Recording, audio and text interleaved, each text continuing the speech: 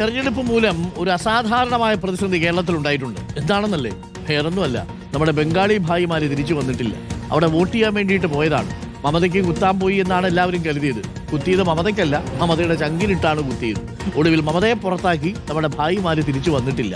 മടങ്ങി വരാൻ തയ്യാറാകാതെ ബംഗാളിൽ വോട്ട് ചെയ്യാൻ പോയ നമ്മുടെ അതിഥി തൊഴിലാളികൾ കൂടുതൽ കൂലിയും വിമാന ടിക്കറ്റും ട്രെയിൻ ടിക്കറ്റും വരെ ചോദിച്ചു.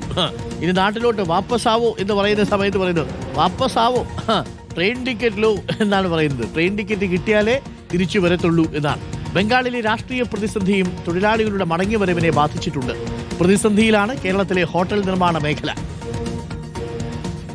നമ്മൾ സത്യത്തിൽ നിർമ്മാണ തൊഴിലാളികൾ മൊത്തം കേരളത്തിൽ നിന്ന് പോകുന്ന സമയത്ത് ഇവരെല്ലാവരും ഒരു 1-ാം തീയതി 2-ാം തീയതി ആയിട്ട് അവിടുന്ന് വരുന്നും 4-ാം തീയതിയോടുകൂടി അല്ലെങ്കിൽ 6-ാം തീയതിയോടുകൂടി കേരളത്തിലേക്ക് എത്തും എന്ന് പറഞ്ഞാണ് എല്ലാവരും പോയത്.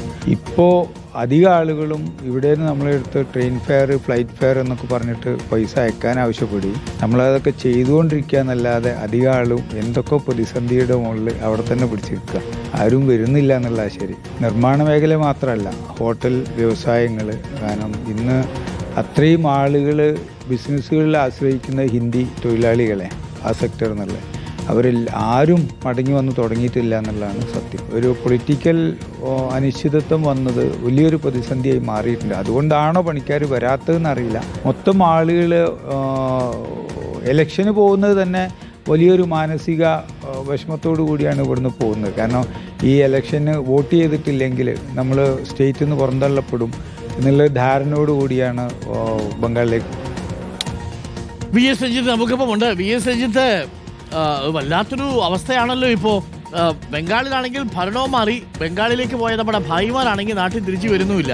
നാട്ടിലേക്ക് അവർ പോകുന്ന സമയത്ത് നമ്മളൊക്കെ ഇവിടെ വിശകലനം നടത്തിയത് ഇതാ ഈ ഭായിമാരെല്ലാം കൂട്ടത്തോടെ പോയി മമതയെ വിജയിപ്പിക്കാൻ പോകുന്നു എന്നുള്ളതാണ്. ഒടുവിൽ മമതയ്ക്ക് കുത്തുമെന്ന് പറഞ്ഞവരും മമതയുടെ ചങ്കിലിട്ട് കുത്തി BJP അവിടെ അധികാരത്തിൽ കൊണ്ടുവന്നു. അതിനുശേഷം ഇവിടെ കാത്തിരുന്ന് പുഴ മെലിയുന്നു എന്നല്ലാതെ ഭായിമാര് തിരിച്ചു വരുന്നുമില്ല. ഇപ്പോൾ വിമാന ടിക്കറ്റൊക്കെയാണ് ചോദിക്കുന്നത് അറിയുന്നത്.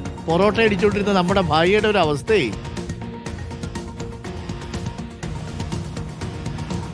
ഡോക്ടർ അരുൺ, ഇന്നലെ വ്യക്തിപരമായി ഒരു അനുഭവം ഉണ്ടായത്, ഇന്നലെ ഒരു ഹോട്ടലിൽ ചെന്നപ്പോൾ അവിടെ പൊറോട്ട മാത്രമില്ല. അപ്പോൾ ഞാൻ ചോദിച്ചു പൊറോട്ട മാത്രം എന്താ ഇല്ലാത്തെന്ന് ചോദിച്ചപ്പോൾ പൊറോട്ട അടിക്കുന്ന ബംഗാളി തിരിച്ചെത്തിയിട്ടില്ല എന്നുള്ളതാണ്. അപ്പോൾ ഇത് ഹോട്ടൽ മേഖലയിലും നിർമ്മാണ മേഖലയിലും വലിയ പ്രതിസന്ധി ഉണ്ടാക്കുന്നുണ്ട്. നിർമ്മാണ മേഖലയിലൊക്കെ കരാറുകാരും അതുപോലെ തന്നെ ബിൽഡേഴ്സും ഒക്കെ അവരുടെ കരാർ ജോലികൾ പുനരാരംഭിക്കാൻ പറ്റാത്തൊരു സാഹചര്യമുണ്ട്.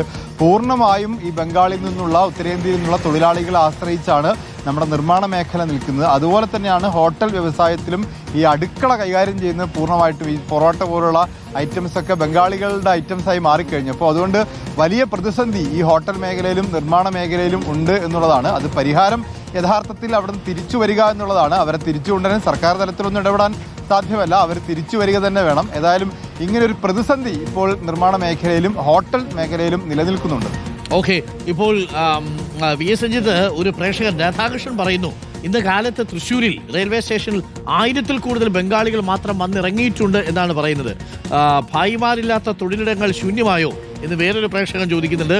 ഭക്ഷണ സാമഗ്രികൾക്കൊക്കെ ക്ഷാമം അനുഭവപ്പെട്ടു. രാവിലെ നമ്മുടെ പൊറോട്ട പ്രിയരായ നമ്മുടെ VS രഞ്ജിത്തിന് പൊറോട്ട കിട്ടിയില്ല. നമ്മുടെ ഭായി ബംഗാളിലായിപ്പോയി.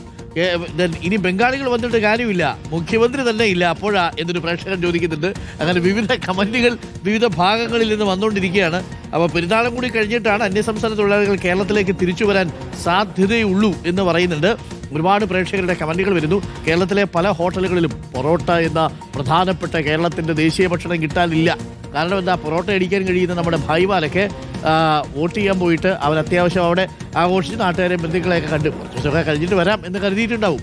അങ്ങനെ വരാതൊന്നും ഇരിക്കുന്നില്ല എന്നാണ്. ഇനി അല്ലെങ്കിൽ പിന്നെ ഈ BJP സർക്കാർ വന്നതിന് ശേഷം കേരളത്തിന് സമാനമായ രീതിയിലുള്ള തൊഴിൽ വർധനയൊക്കെ അവിടെ വരണം. അതൊന്നും പെട്ടെന്ന് സാധ്യമാവുന്നൊരു കാര്യമല്ല. പെരുന്നാളിലൂടെ കഴിഞ്ഞിട്ട് അവരിങ്ങനെ വരും.